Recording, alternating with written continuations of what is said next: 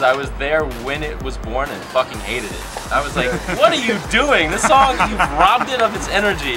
And then 3 hours later, I was singing it. It's Dave. It's 110% Dave. Like, don't believe anybody that tells you anything else. He's a good dude. Like, he's like one of these guys that can't sit still. Like, even when you're on a really long flight and everybody's tired and touring and passed out, like, he's pulling stuff up and doing edits in Ableton and putting like fart noises in songs that doesn't belong. And like, he's just like a really awesome, fun dude.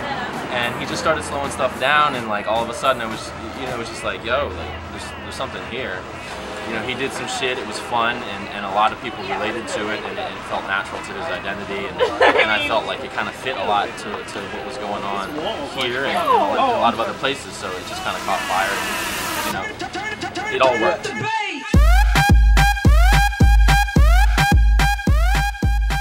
Well, and I remember, man, Dave sent an email to like a group of maybe like 10 of us with like a pack of like 6 or 8 of those edits, the really, really early ones. And he was like, yeah, I think I kind of got something. I've been playing these out. They're going over really well. Right. Like, I'm just sending them to, you know, just a few people. Like, what am I doing? Does this make sense to you guys? That kind of shit.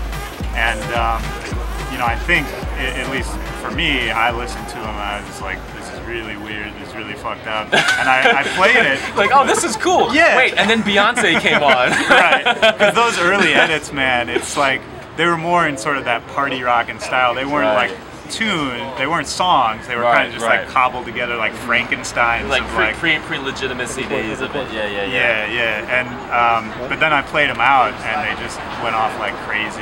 Feed the machine. I mean, that was one thing we learned from Club too. It was like you have to feed this fucking movement, and that's what it's become, you know. But the funny thing about it is, it's like I get that a lot of the early ones were tools, you know.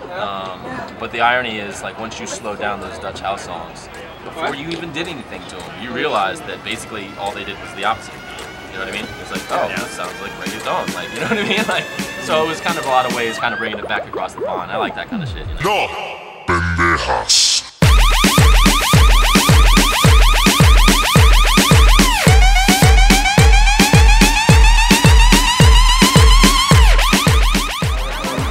Pendejas is a result of me and Marcio Alvendris just kind of hanging around and being part of that movement from what's on Monday started to build it, and just going to those things and being like, yo, this shit is cool, like, let's try to do our versions and like and really try to give something that's not just the DJ tool and kind of put our DC stamp on it, you know what I mean?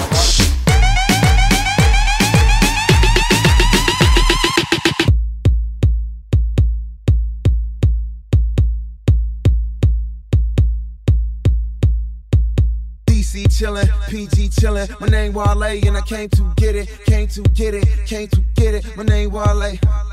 Shit, they start off. I kind of came up like going out to clubs like Nation, Edge, kind of ballroom, whatever you want to call it, like dingy, nasty warehouse spots, and like, you know, the old Black Hat, like, you know, like just like dingy punk rock spots and raves and shit like that, and warehouses. So, you know, to kind of see my city have like a majority of its nightlife become places that had more emphasis on making money and bottle service and dress codes than like any sort of music, it was discouraging to me because I wasn't accustomed to that. But like, it just got to the point to where like I wanted to separate myself from places that basically had crowds that needed either nostalgic references or pop references or things that was like recognizable, you know. And I gotta break in and say, coming as a DJ from outside of DC, like, I don't know if DC always realizes how lucky it is to have a spot like that. Where'd you move from? Chicago, Illinois. And it's like not only is that for me like the only place that's in the conversation when you're talking about DC, it's like one of the best clubs in the nation, and this is a conversation as a touring DJ that I have with DJs all across the country who have played there. Like, you kind of killed it on that one. Would that happen to have anything to do with your absolutely ridiculous sound system you got in there? Well, I mean, that's part of it. You know, it's like there's a lot of things that I mean, you look at the place. It's no frills in a lot of ways. It doesn't have, you know, fancy sofas or anything like that. It's just like, you know, the major investment. Can you kind of explain how it happened? Yeah. It kind of happened by accident. In the way that I was on tour in Australia and had this kind of idea. I was like doing parties with releasemen, and they got better and better at 930 Club. You know, I felt that I started to see the beginnings of a team, and it just so happened that Brian Miller was starting to do the same thing. each of us not knowing that the other person kind of had these thoughts, you know. And all of a sudden, this sort of like all-star group of people fell together, and it was like, yes, this person is great at legal, this person is great at advertising, this person is great at booking, and like it just happened.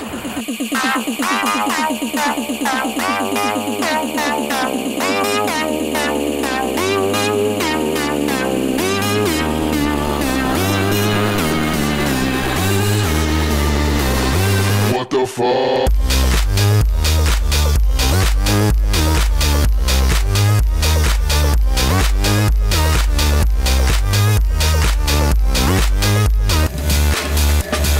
Nasty flavor, major bass banger, hefty, big bang and pizza, big paper, big with your girl, didn't even have to game her. Shit is fresh, so clean, it's so gangsta. Not for nothing like it's free or something. Fuck that, I'm in the club, nigga, front with these plastic humans, robots, mannequins, fucking on the floor like they never gonna dance again. Great to look at, murder to talk to.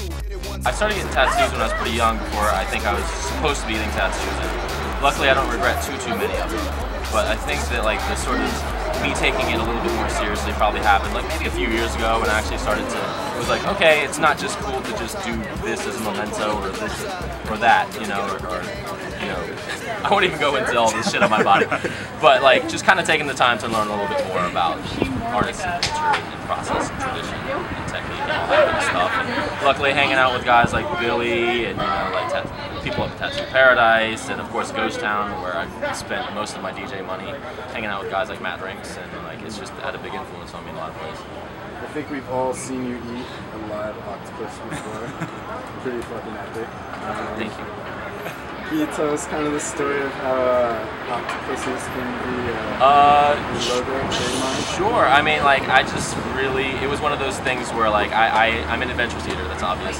And, you know, I kind of always have been, and I like that the idea of sort of eating something alive makes you face what it means to be a carnivore. It's not like, you know, prepackaged meal or something like that or anything like that. It's like this fight or flight thing kind of kicks in, and the octopus is the epitome. And, you know, it's like just in the way that, like, I would say that, you know, a lot of popular music that's very straightforward doesn't necessarily get me off. Like, I guess maybe the older I get, you know, maybe I'm like that with food as well. How do you feel about the role of blogs and how EDM's kind of progressed? I mean, like, blogs were critical for me. Like, Dave was like, yo, you should put this shit on the holler board. And I was like, what the fuck is a holler board, dog? You know, so it was like Dublo's and Holotronics and like, you know, low budget, and like their early bulletin board. If it wasn't for a lot of that kind of stuff, like there's no way I'd be sitting right here talking to you guys and Willy Joy. So like, blogs, full applause for sure. Yeah, you know, when people were like, hey, you know, they're bootlegging your shit, I'd be like, that's awesome. People want to bootleg my shit, that's cool. But then, you know, you start getting into it and it's like, oh, I've been working 2 years on this song. I'm gonna be pissed if somebody bootlegs it right now. So, you know, it's just a case-by-case basis, and like certain where you are in your career and how a label feels. But I mean, you have to appreciate that there's a lot of time and effort that goes into shit on a lot of different levels. So yeah, you have to be respectful of people's content, regardless of what it is, you know.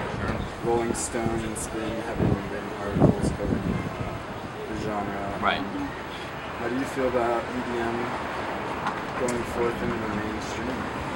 I'm 32 years old. This is not the first time I've seen this shit happen, and it probably won't be the last, hopefully. Yeah. So, I mean, it's a blessing and it's a curse, and, you know, it's like every time it happens, there's going to be certain things where you're like, wow, that sucks that that's happening, and I can't believe that record exists and is doing well. But then then you also realize that, like, okay, this shit is so huge now that there's going to be actually a decent percentage of people that are going to do important, cool, reputable shit within the scene that otherwise would not. You know, I'm kind of one of those people. You know what I mean? Like, a lot of people might come into the game listening to something semi on the mainstream tip. Like, you know, somebody that went to a Rusco concert all of a sudden becomes a really legitimately good dubstep producer in a few years, or whatever producer.